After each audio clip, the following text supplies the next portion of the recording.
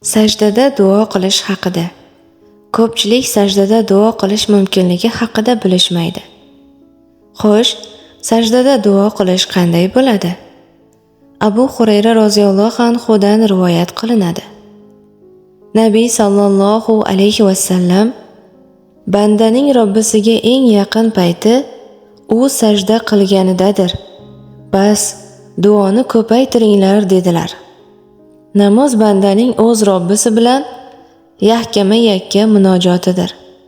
Namoz mo'minning merojidir. U bandaning Allohning huzurida o'zini xor va eng past tutgan holidir. Sajda esa namozning bandalik eng ravshan namoyon bo'lib, xorlik va zorlik zohir bo'ladigan joyidir. Bandaning zorligi qanchalar oshsa, Allohga shunchalar yaqinlashadi. Shuning uchun ham banda sajdada Robbisiga eng yaqin holda bo'ladi. Robbisiga yaqin turganda so'ragani qabul bo'lishi shundandir. Shuning uchun sajdada ko'proq duo qilish kerak. Hadis va hayot kitobidan. Demak, sajda duo qilish uchun eng yaxshi vaqtlardan biri.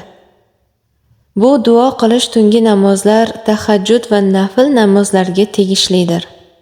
Farz namozlarda esa odatdagidek tasbih aytiladi.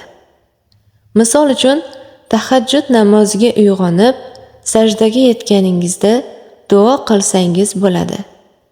Duo arab tilida bo'lishi shart emas, o'zbek tilida duo qilsangiz ham bo'laveradi.